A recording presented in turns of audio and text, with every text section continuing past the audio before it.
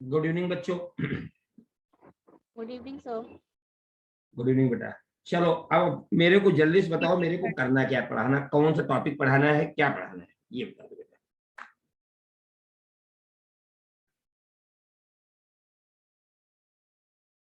बोलो बेटा।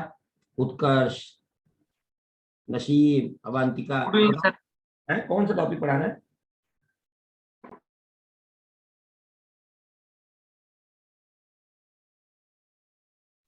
सर पता नहीं मुझे, क्योंकि मैं पढ़ती नहीं थी फिजिक्स, मुझे आपसे ही पढ़ना था। अभी मुझे आइडिया नहीं कौन सा खत्म हुआ। अच्छा चलो, जिसको पता है बताए। प्रभाकर, इंडक्शन हो गया है। अच्छा, इंडक्शन कंप्लीट हो चुका है तो एसी करना है अपने को। सर मुझे पता नहीं है, मैंने पूछा है इसलिए कि इंडक्शन हो गया है कि नहीं। अच्छा अच्छा अच्छा, बाकी लोग बताएं बेटा। ईएमआई इज कंप्लीटेड और नॉट?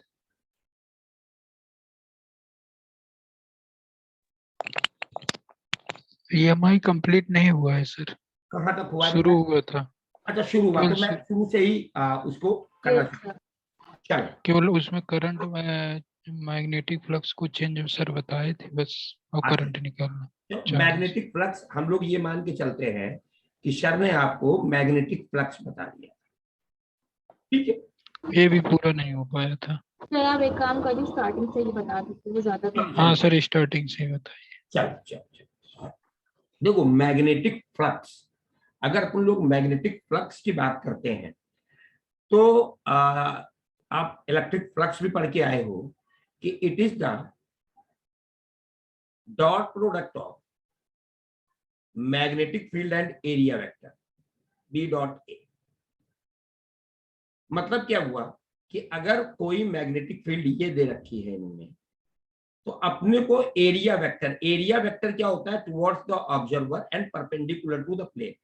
अगर एरिया वेक्टर ये है तो मैग्नेटिक फ्लक्स क्या आ जाएगा? Phi is equal to B into ए।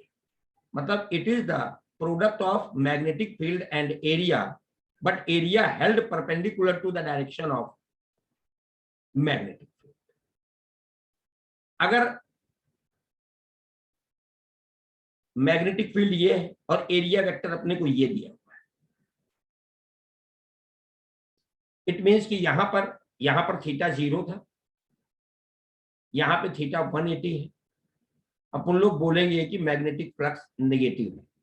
यहां से एक बात और समझ में आती है कि लीविंग फ्लक्स पॉजिटिव होगा और इंटरिंग, यहां देखो मैग्नेटिक लाइन इंटर कर रही है एरिया में, है ना, इंटरिंग फ्लक्स नेगेटिव होगा। Yes sir. अगर ये एरिया वेक्टर है, मतलब ये मैग्नेटिक फील्ड है और ये एरिया वेक्टर है,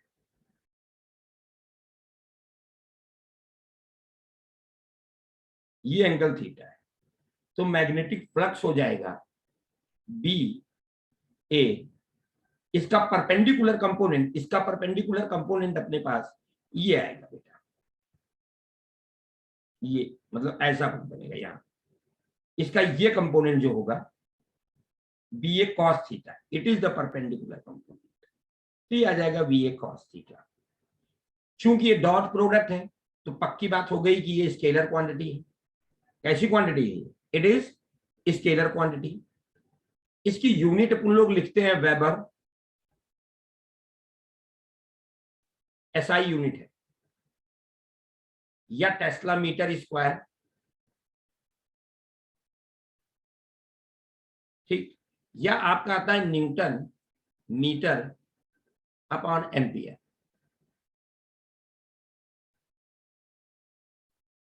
एसआई यूनिट। इसकी सीजीएस यूनिट है मैक्सवेल, गॉस सेंटीमीटर स्क्वायर,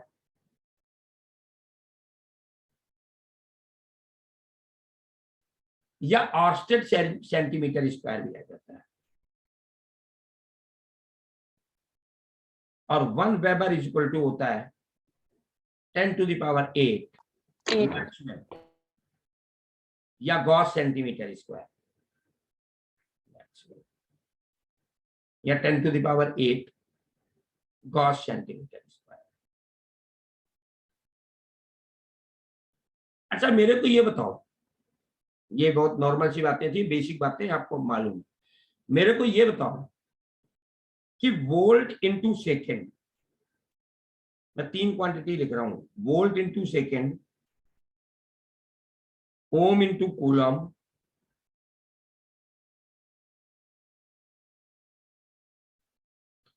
और एम्पियर इनटू हेनरी। मेरे को ये बताओ कि in which quantity is equivalent to weber, इन तीनों में कौन सी क्वांटिटी वेबर के इक्विवेलेंट है? Ampere into henry. थर्ड वाली। All 3 quantities are equivalent to weber. इन सब का डायमेंशनल फार्मूला वही है जो बी इंटू ए का डायमेंशनल फार्मूला है। और dimension formula of magnetic flux क्या है, याद है किसी को? बोलो। एम एल की पावर 2 टी की पावर -2 ए की पावर -1। आप देख रहे हो ना, यहां से निकाल लेते। न्यूटन क्या होता है? एम एल टी -2, एक और एल है तो L2 हो जाता, और एम्पियर यहीं से निकल आया। इन सब की भी देखो डायमेंशनल फार्मूला यही होगा, तो लिख दो ये चीजें अपने पास कि these all quantities are equivalent to weber. ये सब की सब क्वांटिटी बेटा वेबर के इक्विवेलेंट है।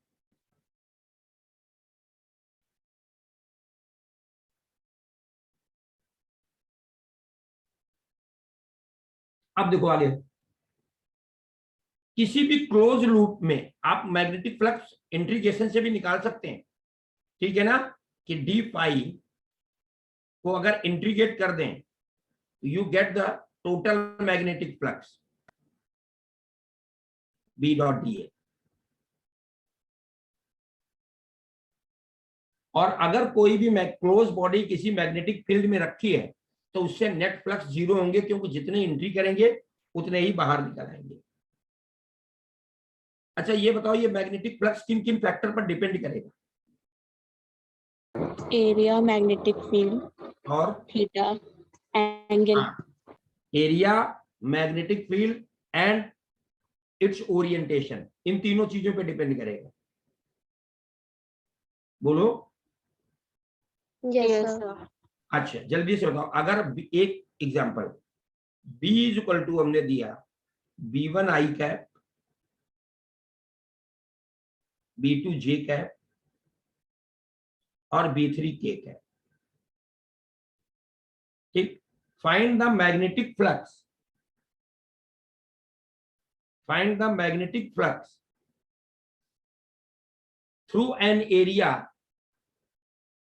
find the magnetic flux through an area S, through an area S when it is placed, पहला XY प्लेन, दूसरा YZ प्लेन, तीसरा ZX प्लेन। अगर ये एरिया ऐसे रखा है तो इससे मैग्नेटिक फ्लक्स क्या होगा?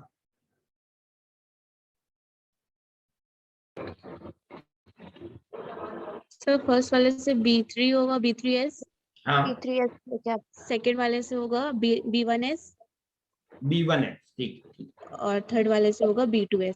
बिल्कुल करेक्ट है बेटा, क्योंकि अगर कोई भी एरिया जैसे XY प्लेन में रखा है, कोई भी एरिया बना लो, तो इसका जो एरिया वेक्टर होगा वो जेड प्लेन में आ जाएगा, इसका एरिया वेक्टर आ जाएगा बच्चों जेड प्लेन में। तो अगर एरिया वेक्टर जेड प्लेन में आएगा तो पहले वाले के लिए जब हम फ्लक्स एरिया वेक्टर जब लिखेंगे तो हम लिखेंगे एस के कैप। तो जैसे ही हम बी डॉट ए करेंगे तो अपने को मालूम है कि इसके साथ डॉट प्रोडक्ट करना है, तो आई डॉट के 0, जे डॉट के 0, के डॉट के 1 होगा, तो आंसर आ जाएगा B3 के। दूसरा वाला YZ प्लेन में, अगर YZ ये YZ प्लेन होता तो इसका एरिया वेक्टर X में आएगा, यानी कि सेकंड केस में एरिया वेक्टर S आई कैप हो जाएगा, और फिर डॉट प्रोडक्ट आएगा आई डॉट आई 1 होगा, बाकी सब 0 होगा, तो B1S। और थर्ड वाला रखा है ZX प्लेन में, तो इसका एरिया वेक्टर जो आएगा वो आएगा अलोंग द Y एक्सिस, यानी कि J कैप, और तब फ्लक्स हो जाएगा B2 J कैप। चलो एक और क्वेश्चन, B2S। अब एक और क्वेश्चन, बेटा ये एक करंट कैरिंग वायर है, स्ट्रेट करंट कैरिंग वायर, यहां पर एक लूप रखी है, स्क्वायर लूप, इसकी हर साइड L है,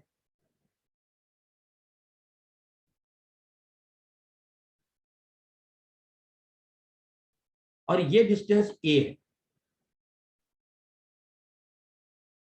calculate magnetic flux associated with the coil, calculate magnetic flux associated with the coil. इस कॉइल से मैग्नेटिक फ्लक्स कितना एसोसिएट होगा, बताओ बच्चों। इस कॉइल से मैग्नेटिक फ्लक्स कितना एसोसिएट होगा, बताएं।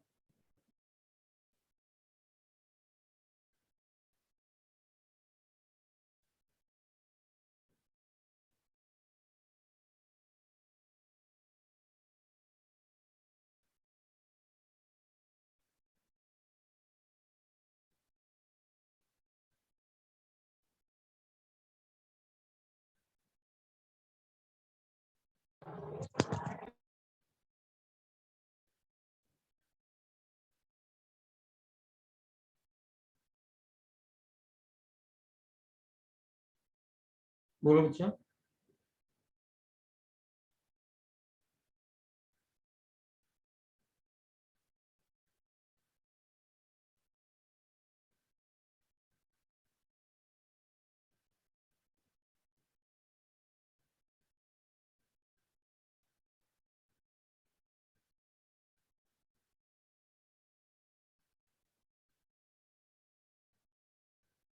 चलो देखो मैं बताता हूं। देखो यहां पर मैग्नेटिक फ्लक्स, एक तो एक चीज देखो कि जो ये इनफाइनाइट या वेरी लॉन्ग वायर है, हमें मालूम है इसकी वजह से magnetic field inversely proportional R होती है। तो इसका मतलब इस लूप के हर पॉइंट पे मैग्नेटिक फील्ड अलग अलग होगी, तो अपने को फ्लक्स निकालने के लिए इंटीग्रेशन करना पड़ेगा। तो सिंपली अगर अपन लोग यहां से x दूरी पे आके एक dx थिकनेस की लूप कट करें, ये x दूरी पे आके एक dx थिकनेस की लूप कट की। अब हमको इस लूप से अगर फ्लक्स निकालना है d5, तो पहली बात तो इसके वायर की वजह से मैग्नेटिक फील्ड अंदर होगी, इसका एरिया वेक्टर बाहर है। एक मिनट, किसी ने आंसर दिया है, हाँ बिल्कुल करेक्ट है बेटा प्रियमदा, बिल्कुल करेक्ट है बेटा प्रियमदा। यहां से अगर हम x डिस्टेंस यहां पर आएंगे तो ये आ जाएगा dB, इसकी वजह से मैग्नेटिक फील्ड, इंटू dA, इस लूप का एरिया, इंटू cos 180। cos 180 की वैल्यू होगी -1। अब dB कितना होगा इसकी वजह से, तो यहां से ये डिस्टेंस x है, this one is the mu minus mu naught upon 2 pi I upon x into DA, ये लेंथ हो जाएगी L और विड्थ है dx, तो ये आ जाएगा L into dx,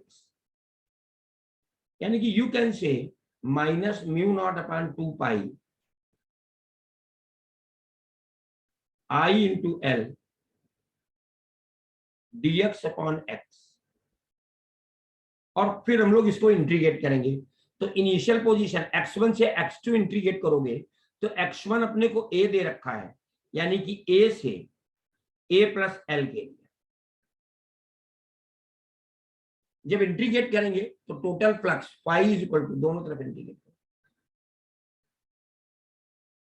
phi is equal to आएगा minus mu naught upon 2 pi I into l dx, ये आ जाएगा ln x log x, और a से l plus a,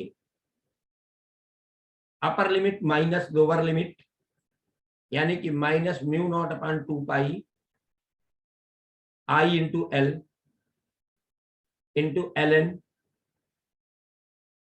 a plus l minus a, ln log a, ये minus sine भी अंदर ले लिया जाए तो ये आ जाएगा mu naught upon 2 pi i into l, log minus sine ये अंदर लोगे तो ये आएगा ln a minus ln l plus a। तो आंसर बेटा आएगा mu naught upon 2 pi i l ln a upon a plus l।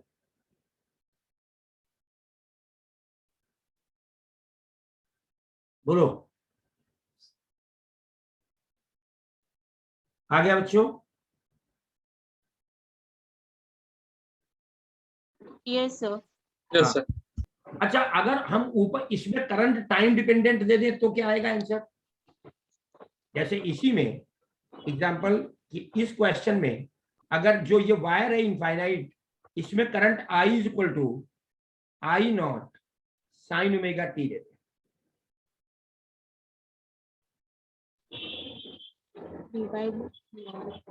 है ना। और अब चलो फाइंड फ्लक्स एट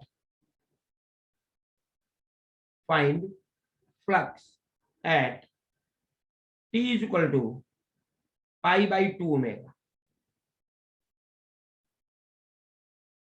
अगर इसमें करंट की value I is equal to I naught sine omega t, find flux at t is equal to pi by 2 omega.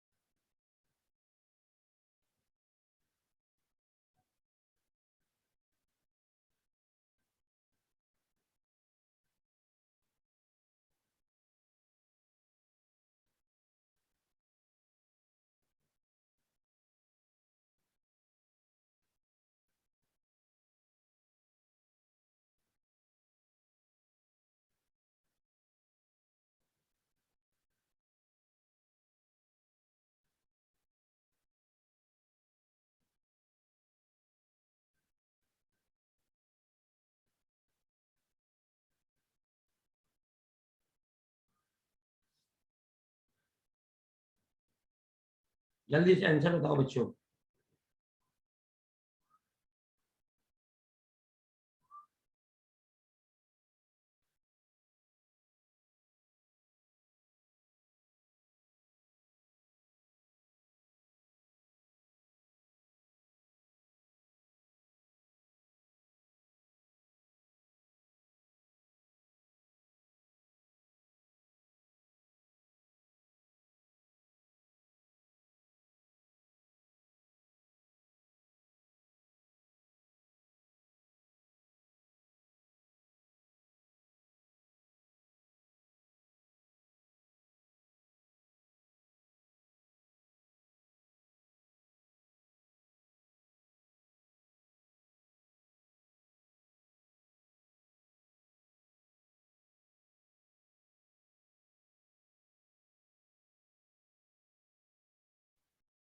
क्या हुआ? कंफ्यूज? मतलब इसको इतना हाई फाई मत समझो भैया, बहुत आसान सा क्वेश्चन है, इसको इतना हाई फाई समझने की जरूरत नहीं है बच्चों। कुछ नहीं करना था अपने को। ये जो करंट की वैल्यू दे रखी है ना इन्होंने, ये इसमें Yes, यार ये टाइम रखो, इस टाइम पे देखो कितनी करंट आ रही है। सर I नॉट ही आ रही है। हाँ आई नॉट आएगी तो यहाँ और आई की zero जगह हो बस जाता आई नॉट आने लगेगा, बाकी सेम रहेगा answer. Yes sir. Yes, sir. कुछ नहीं सर जैसे टाइम वेरिंग है तो साइन ओमेगा टी का डिफरेंशिएशन क्यों करेंगे, हम तो उस टाइम पर बताना है, तो उस टाइम पर हम देखेंगे इसकी वजह से यहाँ मैग्नेटिक फील्ड कितनी है, क्योंकि मैग्नेटिक फील्ड डायरेक्टली प्रोपोर्शनल आई है, तो हम देखेंगे उस टाइम पर इसमें करंट कितनी है, तो उस टाइम पे इस पे करंट कितनी आ रही है, omega pi upon 2 omega, omega से omega cancel, sine pi by 2 1, तो यानी कि उस टाइम पे वायर में करंट आई नॉट है। तो यहां पर बस इस पूरे आंसर में बच्चे केवल यही तो आएगा ना, Yes, sir. Minus upon 2 pi I I naught not L ln A by A upon A plus है। बिल्कुल हम इंटीग्रेशन में क्यों फंसेंगे, करंट को इंटीग्रेट क्यों करेंगे। हाँ चलो, अच्छा भाई, अब आता है Faraday's laws of Faraday. Faraday's law क्या है भाई,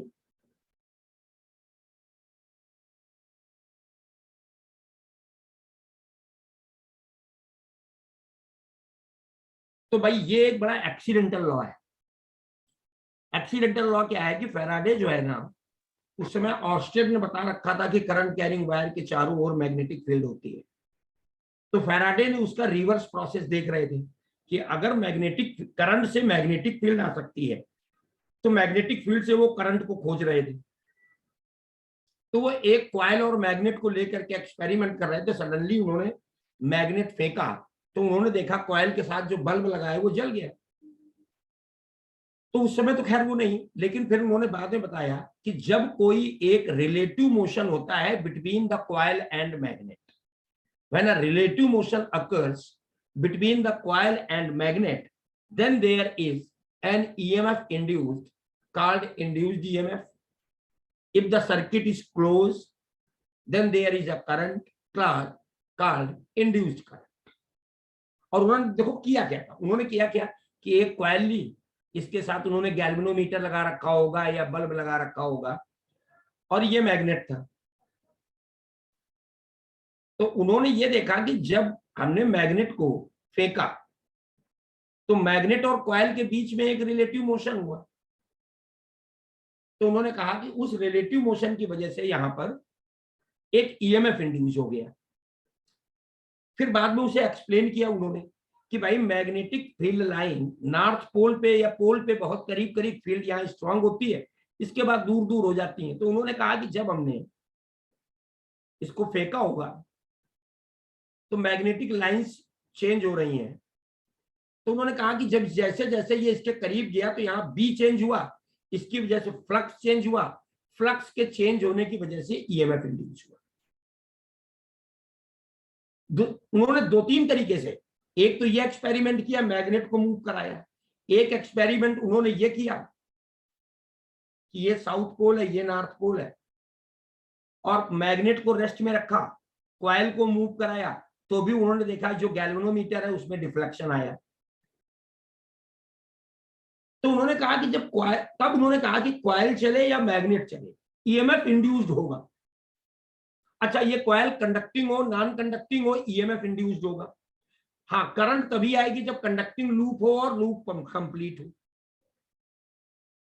फिर उन्होंने क्या किया, एक और एक्सपेरिमेंट किया कि जरूरी नहीं है रिलेटिव मोशन के अलावा भी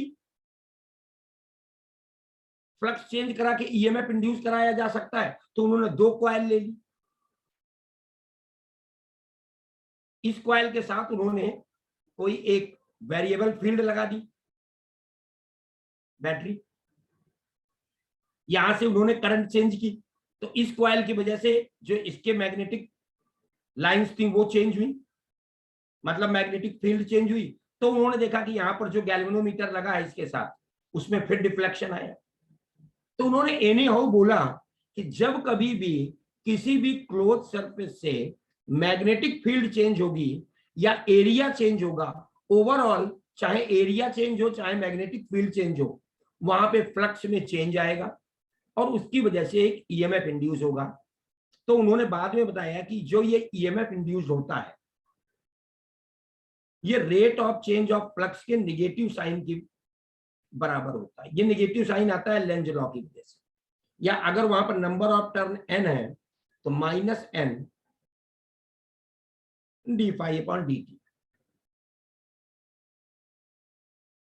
अच्छा, उन्होंने क्या कहा, रिलेटिव मोशन, ध्यान से सुनना जरा।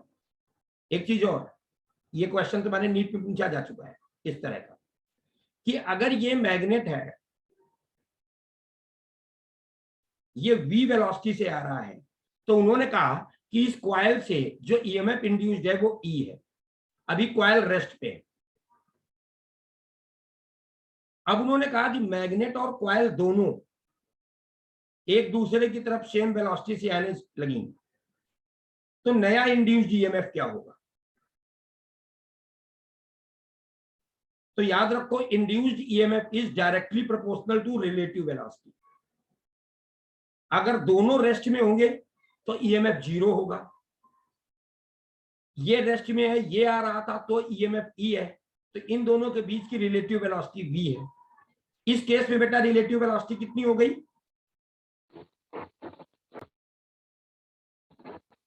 2v। 2v। हाँ 2v। हाँ, तो यहां पर नया इंड्यूस्ड ईएमएफ क्या आ जाएगा? 2e। 2 अच्छा ये बताओ कि अगर हम कॉइल में नंबर ऑफ टर्न बढ़ा दें, एक तो ये याद रखना कि induced EMF is directly proportional to relative velocity या rate of change of flux. अगर हम इस कॉइल में नंबर ऑफ टर्न्स बढ़ा दें तो इंड्यूस्ड ईएमएफ पर क्या फर्क पड़ेगा? Sir directly proportional. नहीं तो क्या फर्क पड़ेगा? If number of turn increased then induced EMF increased. बिल्कुल प्रियंका। इंक्रीज। हाँ, एन टाइम्स वो भी कॉइल बढ़ के जाएगा। अंदर, इस कॉइल के अंदर कोई हम शॉप, जैसे ये आपका मैग्नेट है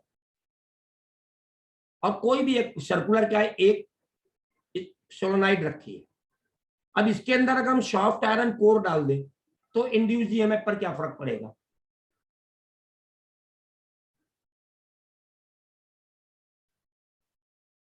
इंक्रीज हो। इंक्रीज होगा, क्योंकि E बराबर होता है minus N D phi by D T, यानी कि डी फाई का मतलब D by D T of B A. तो चाहे बी इंक्रीज करे, चाहे ए इंक्रीज करे, चाहे एन इंक्रीज करे, इंड्यूस्ड ईएमएफ इंक्रीज होगा और इंड्यूस्ड करंट भी इंक्रीज होगी। अच्छा, अगर इस कॉइल के सीरीज में एक हाई रेजिस्टेंस लगा दे, if a high resistance connected in the series with the coil, then induced EMF? So same. हाँ, कोई चेंज नहीं आएगा। अगर कॉइल के सीरीज में हम कोई भी हाई रेजिस्टेंस लगा दें तो इंड्यूस्ड ईएमएफ चेंज नहीं होगा, लेकिन इंड्यूस्ड करंट वो चेंज हो जाएगा। होगा सर, चेंज हो। ईएमएफ पे कोई फर्क नहीं पड़ेगा, क्योंकि जब हम लोग इंड्यूस्ड करंट की बात करते हैं, वो इंड्यूस्ड करंट की जब बात करते हैं तो induced current I is equal to अपन लोग लिखेंगे ई अपॉन आर, और ई है हमारा minus D phi by D T, तो it is minus N by R D phi upon D T. यानी कि इंड्यूस्ड करंट भी बेटा रिलेटिव वेलोसिटी पे डिपेंड करेगी या नहीं? Yes sir. हाँ, इंड्यूस्ड करंट भी रिलेटिव वेलोसिटी पे डिपेंड करेगी। इंड्यूस्ड ईएमएफ भी रिलेटिव वेलोसिटी पे डिपेंड करेगा, इंड्यूस्ड करंट भी रिलेटिव वेलोसिटी पे डिपेंड करेगी। अब देखो, induced charge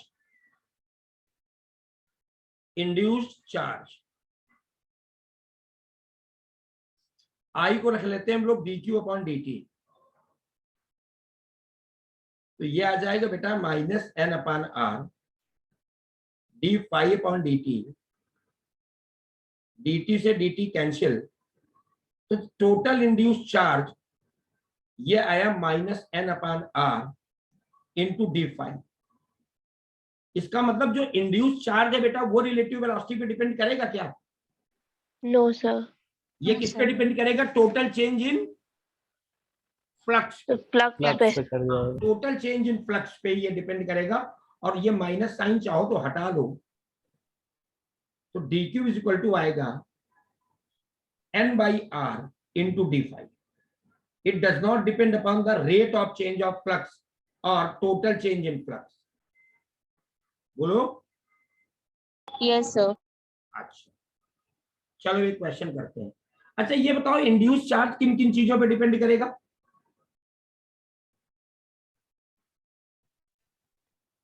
number of The number of turns पे, resistance पे, flux पर, आज जरा Magnetic इसको field. इस पे विचार करो जो आपने कहा रेजिस्टेंस पे।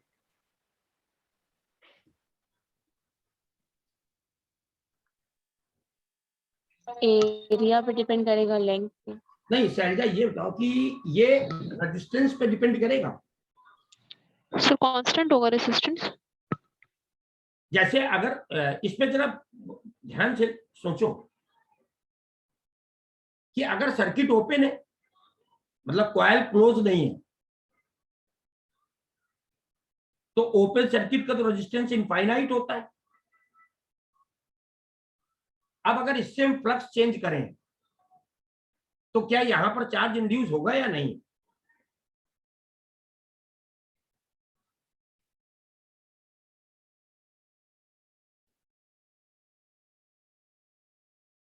प्रियंका बोलो बेटा, यहां पे चार्ज चेंज होगा या नहीं? चार्ज इंड्यूस होगा या नहीं?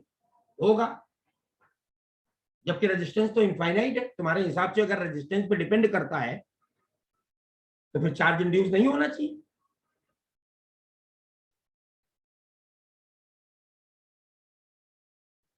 बोलो। तो हम लोग ये मान के चलते हैं बेटा कि ये टोटल चेंज इन फ्लक्स पे डिपेंड करता है। समझ रहे मेरी बात को? Yes sir. हाँ ठीक है ना, ना रेट पे ना किसी पे, टोटल चेंज इन फ्लक्स पे डिपेंड करता है। आप इतना, अब देखो अगर हम बी और टी का ग्राफ ये दें,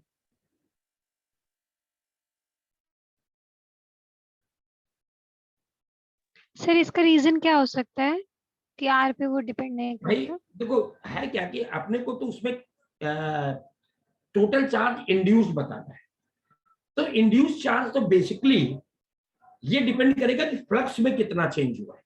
मान लो एक कॉइल है, तुम थोड़ा सा फ्लक्स में चेंज करो। सुनो, ये कॉइल है, अब इसमें फ्लक्स में तुमने चेंज जरा सा किया। मान लो एक सर्कुलर कॉइल है, सॉरी हम ये कहते हैं एक सर्कुलर कॉइल। अब यहां पर तुमने मैग्नेटिक फील्ड लगा दी B naught sine omega T. अब वो कहता है T is equal to pi upon omega पे, T is equal to pi upon 2 omega पे। रेजिस्टेंस उतना ही है, रेजिस्टेंस हम चेंज नहीं कर रहे हैं, पर इसमें चेंज इन फ्लक्स बताओ, इंड्यूस चार्ज बताओ। तो इंड्यूस चार्ज का इससे क्या लेना देना है कि इसका रेजिस्टेंस कितना है? वो तो चेंज, भाई चेंज इन फ्लक्स का रेजिस्टेंस से कोई लेना देना है? इसके रेजिस्टेंस नो सर। देना केवल इंड्यूस करंट से है ना? बोलो। हाँ बोलो बोलो बोलो। रेजिस्टेंस के बढ़ने और घटने से फ्लक्स के चेंज होने का क्या फर्क पड़ेगा, ये बताओ।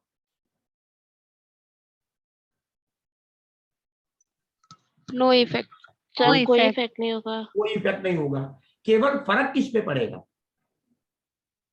करंट पे। Resistance yes sir. फर्क किस पे पड़ेगा? करंट पे। चार्ज की इंडक्शन पे उससे क्या लेना देना है?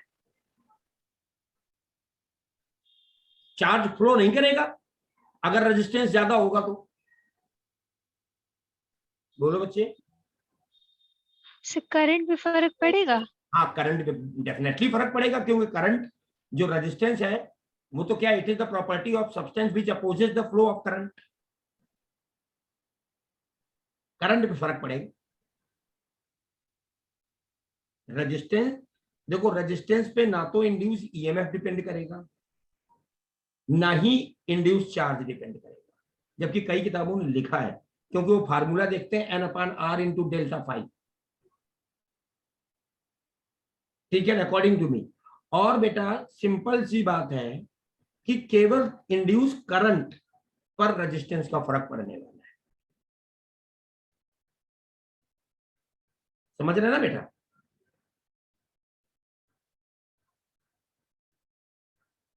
बोलो भाई।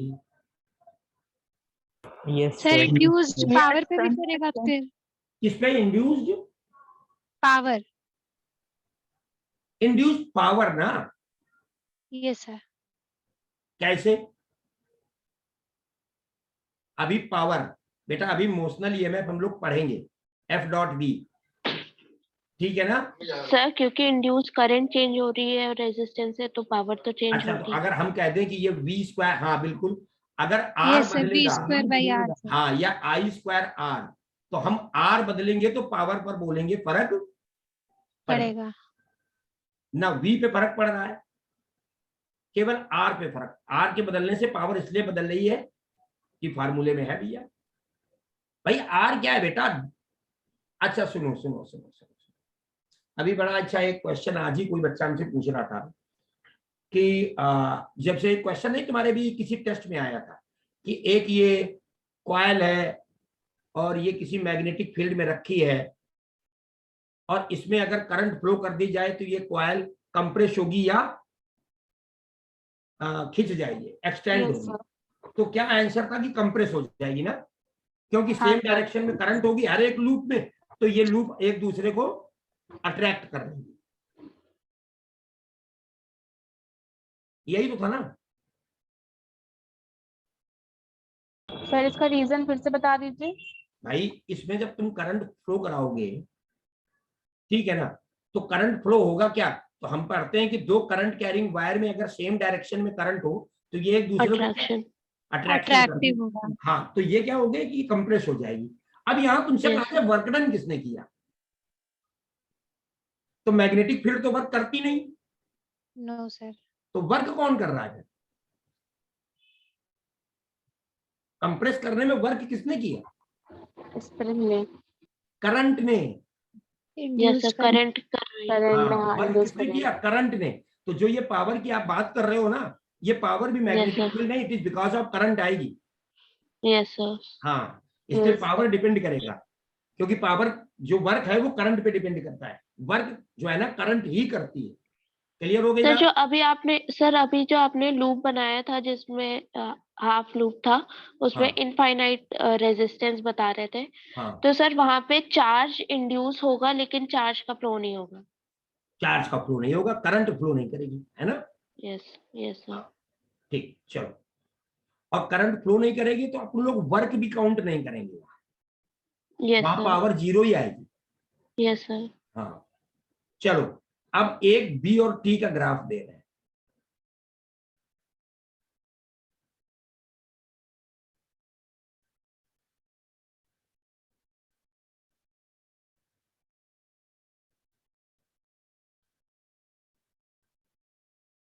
ये है बेटा ए, बी, सी और डी, ठीक है ना। अब जरा ईएमएफ का मैग्नी इन ट्यूब का ग्राफ खींचो जरा, इंड्यूस ईएमएफ का।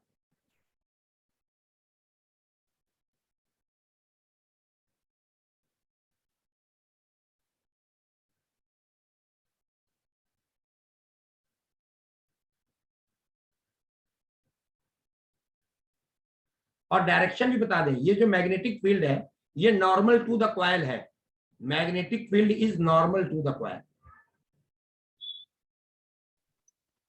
सर निगेटिव में होगा। मैग्नीट्यूड बात कर रहा हूं ना मैं, magnetic field is normal to the coil.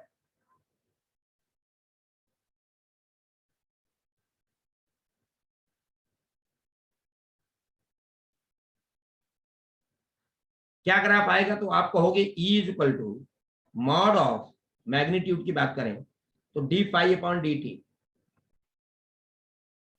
और ये होता है A, यानी कि it is mod of d B upon D T.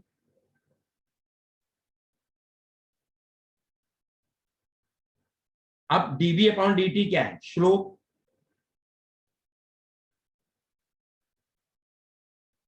तो यहां पर स्लोप देखो, ये पॉजिटिव और कांस्टेंट, या चलो ईएमएफ का मॉड नहीं, तुम निगेट पूरा ही बना लो ताकि तुमको दोनों दिख ही जाए सब कुछ।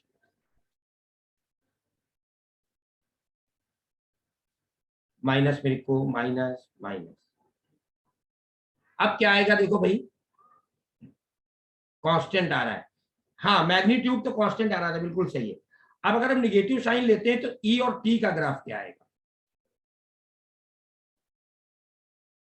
तो ये स्लोप कांस्टेंट है ए से बी तक, यानी कि ए से बी तक तो EMF constant,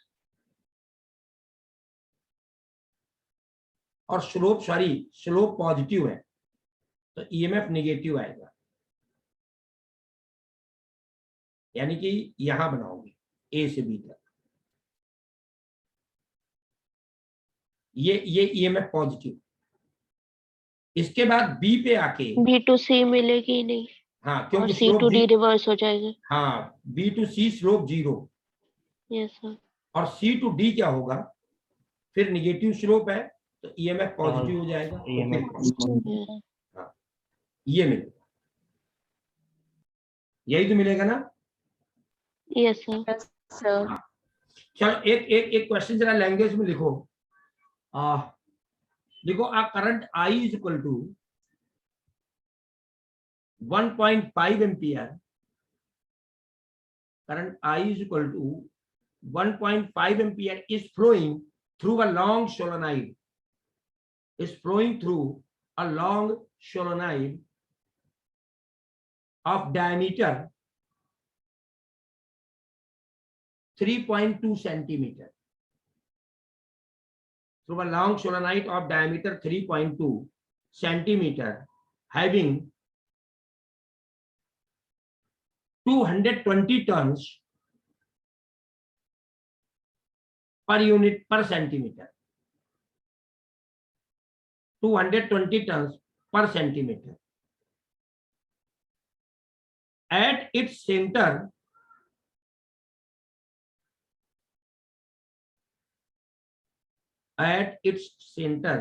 a 130 turn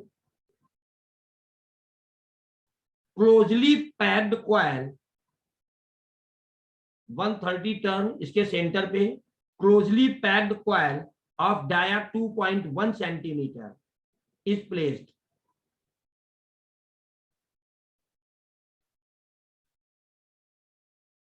such that the coil and solenoid is coaxially, such that the coil and solenoid is coaxially, दोनों के एक्सेस सेम है।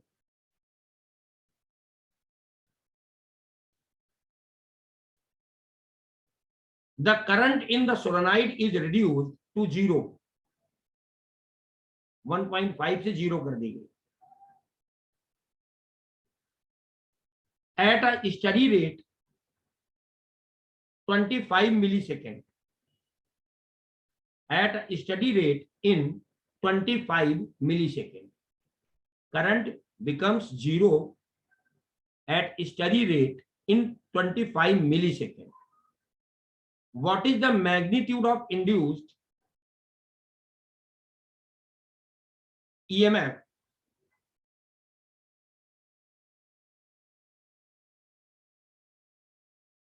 what is the magnitude of induced EMF बताओ भैया।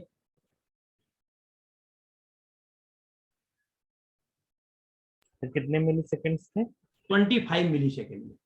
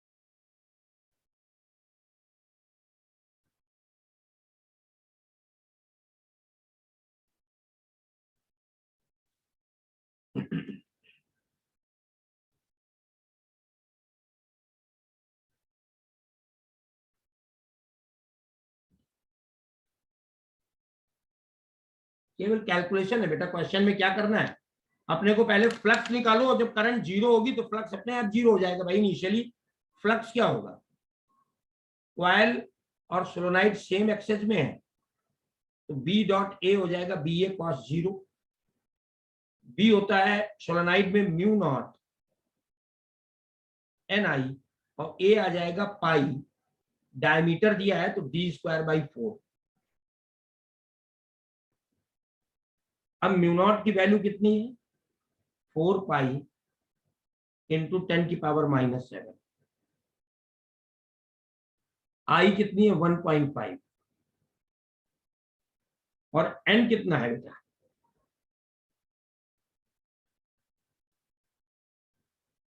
220 पर सेंटीमीटर, 2 जीरो और into pi और d²। अब पाई की वैल्यू फिर रखो 3.14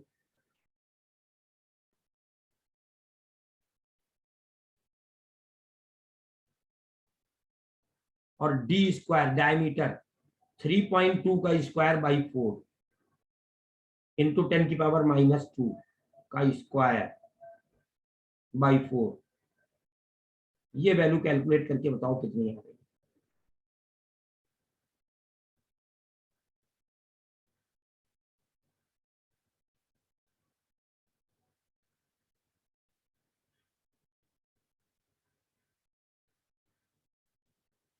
यहाँ भी पाई 3.14 रख लो।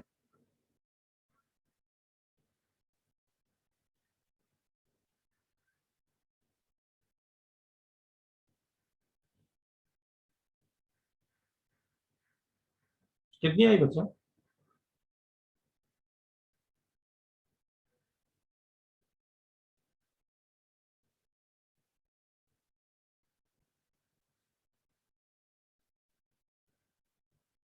यहाँ भी चाहिए 1.5 तो 3 10⁻⁻4 यहाँ से भी आएगा 10⁻⁻4 तो 10⁻⁻8 ये भी 1.5 है 5.3 into 10⁻⁻4। 5.3 आ रहा है। सर ऐसा ही कुछ आ रहा है।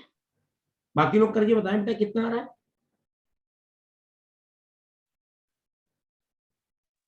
So 1.2 समथिंग आ रहा है 10⁻⁻4। चलो 1.2 आ रहा है। ऐसे कर ले। चलो आप तो कर 10 to the लेना। power -5 के अप्रोक्स आ रहा है। हाँ 1.5 के अप्रॉक्स आ रहा होगा है ना, इंटू 10⁻⁻5। -5 चलो ठीक यही मान लिया। अब बेटा ये आ गया फ्लक्स तो इंड्यूस्ड ईएमएफ ये φ1 हो गया। जब करंट की वैल्यू 0 तो φ2 तो 0 हो गया। तो बेसिकली चेंज इन फ्लक्स तो φ1 के ही बराबर होगा। तो E बराबर आ जाएगा delta φ1 delta phi upon delta T है 25 मिली सेकेंड। और ये एक टर्न में है जबकि अंदर जो सर्कुलर कॉइल है उसमें टर्न कितने दिए आपने 130 मल्टीप्लाई कर लोगे यू गेट द आंसर। ठीक है ना।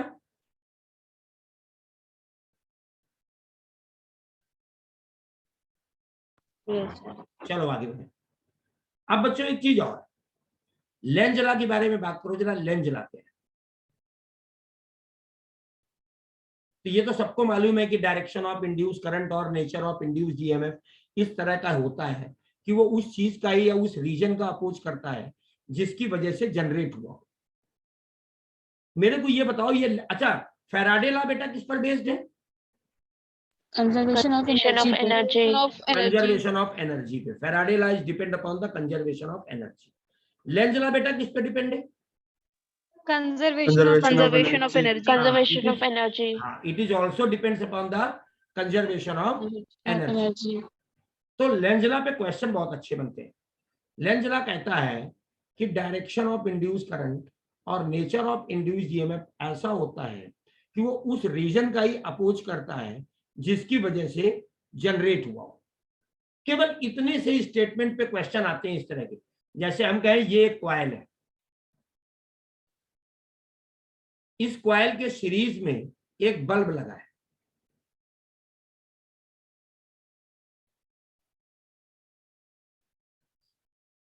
ठीक।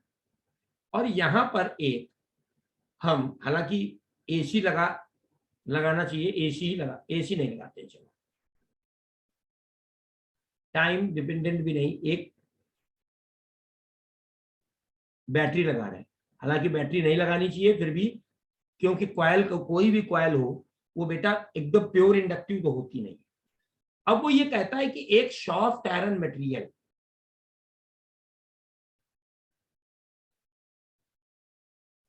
ये सॉफ्ट आयरन है,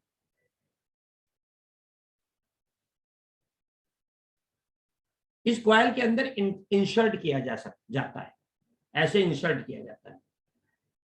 तो इंटेंसिटी ऑफ बल्ब पर क्या फर्क पड़ेगा? The intensity of bulb, bulb की इंटेंसिटी पे क्या फर्क पड़ने वाला है ये बताओ मेरे। सर इंक्रीज करेगी? Always no So sir. it increase and then decreases. पहले तो जैसे जैसे ये कॉइल इसके अंदर आएगा मटेरियल, तो यहां मैग्नेटिक फील्ड बढ़ेगी, मैग्नेटिक फील्ड बढ़ेगी तो इंड्यूस करंट उस मैग्नेटिक फील्ड को घटाने की कोशिश करेगी, उसको घटाने की कोशिश करेगी। तो घटाने के लिए जो इंड्यूस करंट आएगी वो मेन करंट का अपोज करेगी, तो बल्ब की इंटेंसिटी पहले तो डिक्रीज करेगी।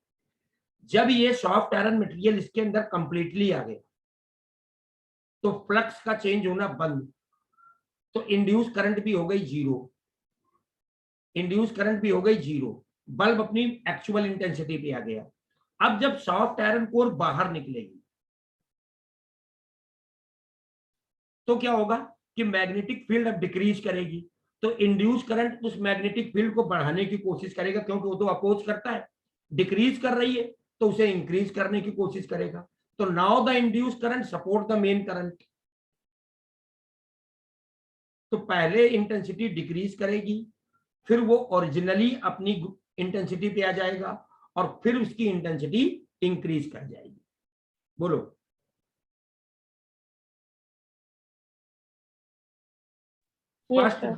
First decreases, then at original increase और फाइनली इंक्रीजेस ना। बोलो बच्चे, बोलो बेटा बेटा। Yes sir. अच्छा, अब अगर हम ये कहें कि ये एक लूप है, बहुत ध्यान से सुनना, ये एक टाइम डिपेंडेंट मैग्नेटिक फील्ड में रखी है,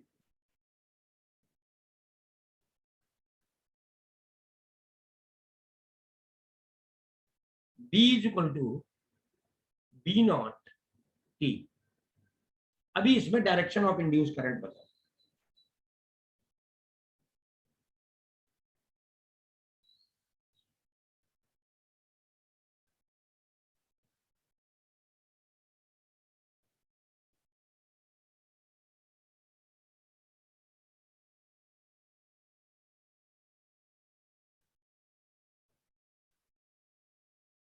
एंटी क्लॉकवाइज प्रियंदा ने बताया, बाकी लोग बताएं।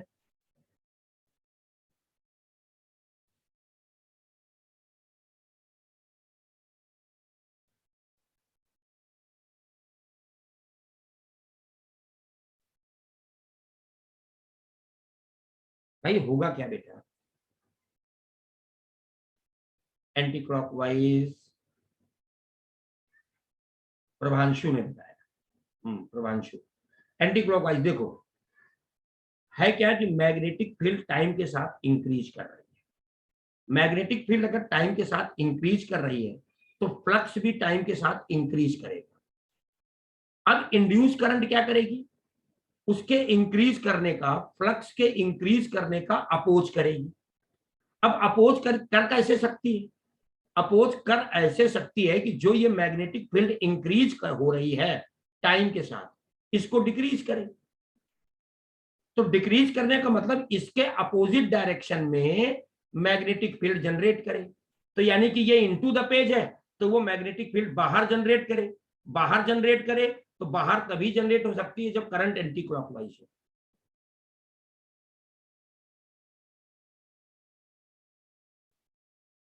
बोलो बच्चे, फिर से समझ लो, जो फ्लक्स है वो यहां इंक्रीज कर रहा है। क्यों इंक्रीज कर रहा है? क्योंकि मैग्नेटिक फील्ड इंक्रीज कर रही है। तो induce current magnetic field decrease करेगी, इंड्यूस करंट मैग्नेटिक फील्ड को डिक्रीज करेगी। कैसे डिक्रीज कर सकती है? इस तरह से करेगी कि इसमें इंड्यूस करंट का डायरेक्शन जो है ना ऐसा हो कि मैग्नेटिक फील्ड बाहर जनरेट हो जाए। अगर इंड्यूस करंट की वजह से मैग्नेटिक फील्ड बाहर आ गई तो क्या होगा? इसके बढ़ने का अपोज हो गया कि नहीं हो गया? बोलो। Yes sir. है ना? Yes sir. अब और एक और इस तरह के क्वेश्चन आते हैं, जैसे ये एक वायर देते हैं और यहां पर वो देता है एक वायर।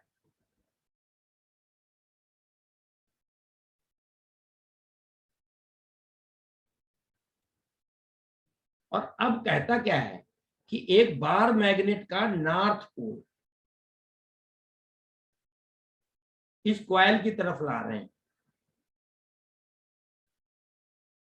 तो वायर AB में डायरेक्शन ऑफ करंट बताओ।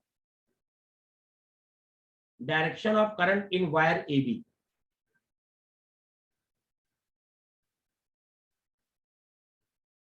बोलो।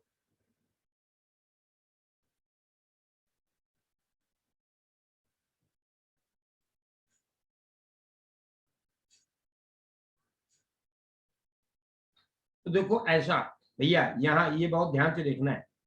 यहां पे कॉइल ये है, ये जो कॉइल है बेटा यहां कैसा पोल बनेगा? इस कॉइल में कैसा पोल बनेगा बेटा? नॉर्थ पोल आ रहा है ना इसकी तरफ, तो ये पोल को आने का अपोज करेगा।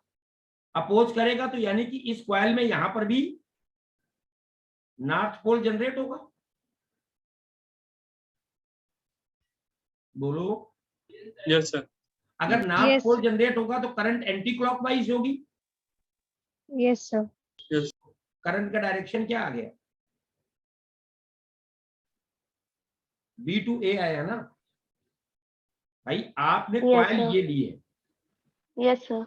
और इस कॉइल में नॉर्थ पोल बन रहा है, तो नॉर्थ पोल का मतलब करंट एंटी क्लॉकवाइज ऐसे।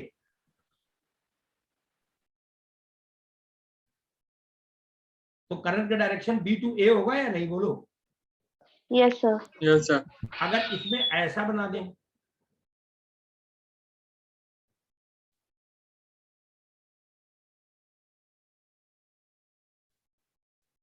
अब बताओ।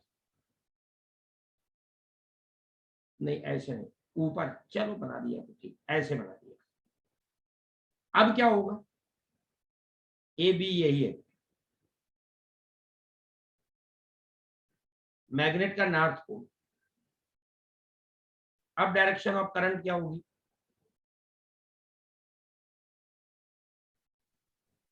A to B. अब यहां फिर नॉर्थ बनेगा, तो नॉर्थ का मतलब करंट कैसी? Anti clockwise. Anti clockwise. तो कैसी मतलब? A to B जाएगी। अब A to B जाएगी। A to B। हाँ देख लो, ये कॉइल ऐसी बनी है, ऐसे है कॉइल, देखो फिर से। तो ये नॉर्थ बना रहे हो तो ये ऐसे आएगी ना करंट। बोलो बच्चों। Yes yes sir. सर। हाँ। अच्छा एक चीज और, अगर एक ये कॉइल है, इसमें एक मैग्नेट फ्रीली फॉल कर रहा है, तो बताओ इसका एक्सीलरेशन क्या होगा? A less than G। A A less than G। Always, always या किसी टाइम पर? ऑलवेज होगा या किसी टाइम पे बेटा?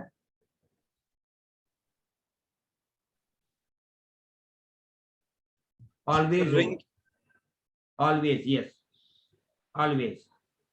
अगर ये कॉइल कंप्लीट ना हो तो अब सर तब नहीं होगा। हाँ बेटा। तब ए इज सर इक्वल जी टू, ही से जी ही होगा जब करंट ही हाँ नहीं तब फ्लो जी हो करेगा। जाएगा, क्योंकि यहाँ जी, करंट yes. इंड्यूस नहीं होगी। तो yes Yes, induce sir. Current induce ना होने की वजह से ये मैग्नेटिक पोल बना ही नहीं पाएगा ना। Yes, sir. Yes Yes, sir. sir. तो हमेशा इसमें ए इक्वल टू जी ही रहेगा। अच्छा, अब ये फ्लक्स के कई सारे ग्राफ तुम्हें जैसे हम दे दें कि रेडियस ऑफ कॉइल, एक कॉइल जो है ना का जो रेडियस का ग्राफ है वो ये, और ये एक magnetic field, constant magnetic field b में रखी है।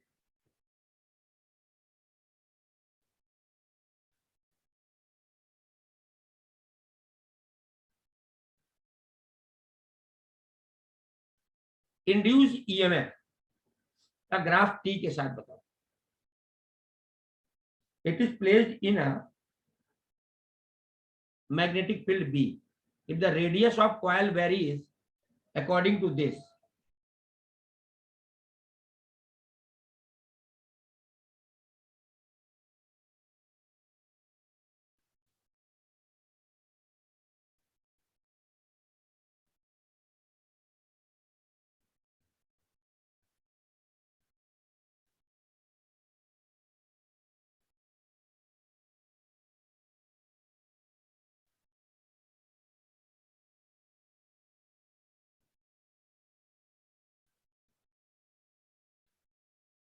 ऐसा आएगा भाई।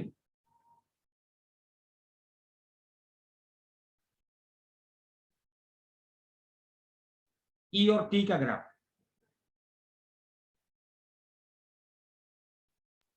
इनिशियली मैग्नीट्यूड होगा। केवल ई और टी है ना। तो बेटा देखो होता क्या है, ई बराबर जब तुम करोगे तो तुम लिखोगे, मैग्नीट्यूड लिख रहा हूं मैं, D phi upon D T, यानी कि बच्चा देखो ये आ जाएगा B D A upon D T. A क्या होता है, pi R square, B into pi D by D T of R square. अब इसको डिफरेंशिएट करोगे, then you get 2 D pi R D R upon D T. बच्चों यही तो आएगा ना induce EMF.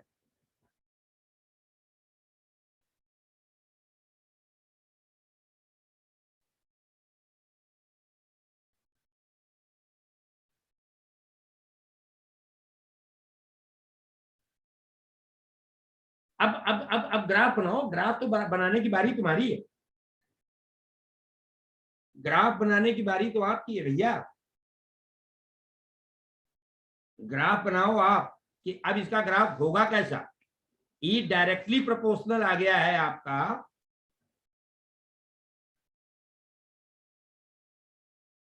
Are D R upon D T. तो यहां पर D R upon D T क्या है भाई, स्लोप। कांस्टेंट है ना, स्लोप तो कांस्टेंट है। Yes sir. Yes, sir. ये तो कांस्टेंट हो गया, लेकिन आर तो इंक्रीज कर रहा है ना लिनियरली इंक्रीज करेगा। लीनियरली। तो यहाँ ईएमएफ भी Increase करेंगे. लीनियरली O से इंक्रीज A करेगा तक। या नहीं करेगा, बोलो। Yes sir. Yes, sir. अब यहाँ पर स्लोप हो गया 0. 0, तो यहाँ Zero हो पर जाएगा। यहाँ पर ईएमएफ क्या हो जाएगा, 0। 0 हो जाएगा। अब यहाँ पर आर डिक्रीज कर रहा है हम्म, लीनियरली, तो ए भी डिक्रीज Yes, sir. करेगा ना linearly. Yes sir. Yes, sir. Sir यहाँ पे माइनस क्यों नहीं लेंगे, जैसे कि फॉर्मूला होता है is equal to minus b हम डी केवल ए। मैग्नीट्यूड की बात कर रहे थे, आपको माइनस लेना है ले लो, कोई इश्यू नहीं बेटा। यस सर, क्योंकि ग्राफ नीचे बन जाएगा। Sir, तो ग्राफ रिवर्स. तो ग्राफ रिवर्स कर दो, तो हम लोग ऐसे शुरू कर लेंगे, हाँ ठीक है सर। है ना। नीचे अभी ग्राफ फिर इनिशियली ये आएगा माइनस में, फिर यहां से क्या होगा, यहां तक 0 हो जाएगा, और फिर यहां से यहां तक पॉजिटिव हो जाएगा, पॉजिटिव हो जाएगा। डिक्रीज कर रहा है ना, ये स्लोप नेगेटिव हो रही है। Yes sir. आर डिक्रीज कर रही है ना, तो आर डिक्रीज करने का मतलब ई बढ़ रहा होगा ना बेटा, यस सर। तो ग्राफ ऐसा आएगा ना, सॉरी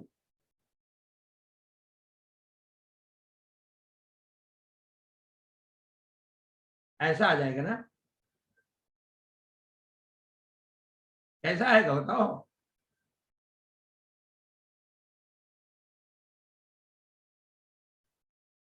बोलो बेटा।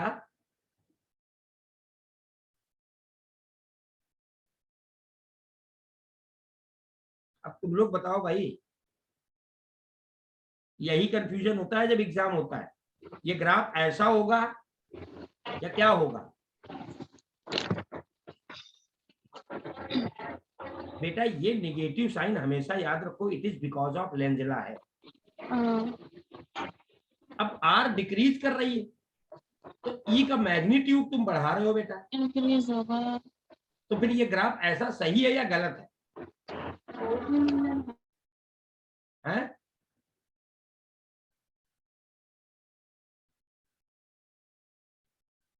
सुरभि बोलो बेटा।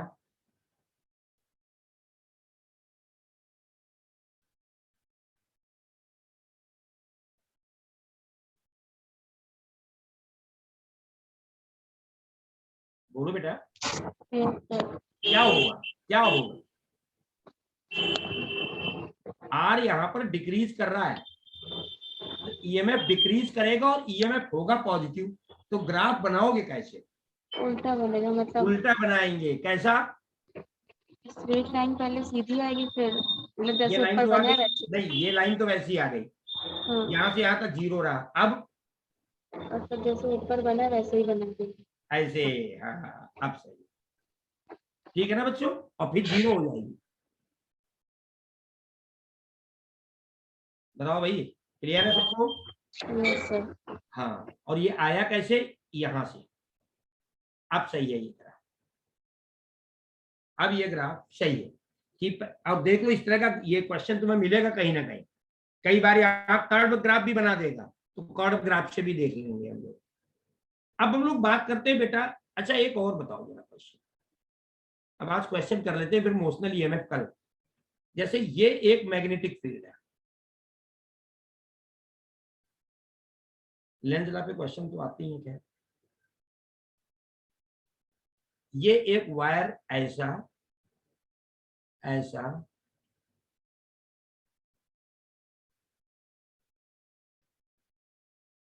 ऐसे एक वायर रखा है, ये है ए, ये है बी और सी डी। अब हम अगर ये कहें कि जो मैग्नेटिक फील्ड है वो जो है ना, हम क्या कर रहे हैं, इंक्रीज कर रहे हैं। Magnetic magnitude of magnetic field increases, ऐसे ही लिख देते हैं, B is equal to B naught K T, B naught T time के साथ। तो डायरेक्शन ऑफ इंड्यूस करंट बताओ ए बी और सी डी में, direction of induce current in A B and C D.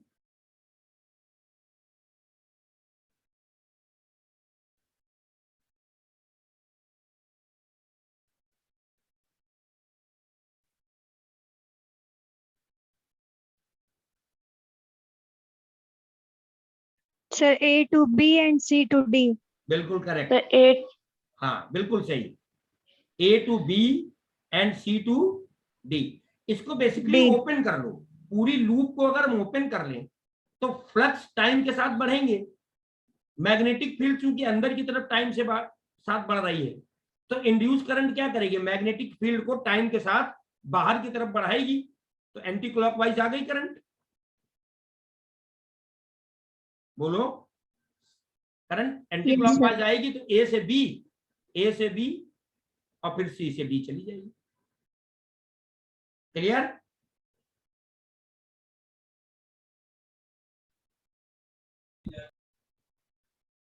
बेटा यहां एक कॉइल है, यहां एक बैटरी लगी है, और एक ये स्विच है। के, ये एस। यहां एक कॉइल है और यहां पर ऑब्जर्वर है। अब जब इसमें हम इस कॉइल में, कॉइल ए में हम स्विच ऑन करते हैं तो इंड्यूस करंट I1 होती है when switch S close. S close, induce current is I1।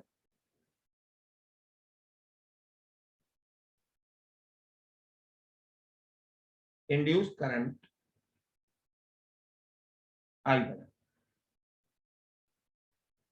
फिर जब स्विच एस ओपन करते हैं, पहले क्लोज करते हैं देन ओपन करते हैं, देन ओपन,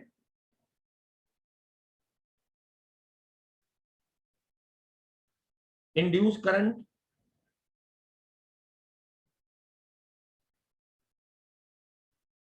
I2। जरा I1 I2 का डायरेक्शन बताओ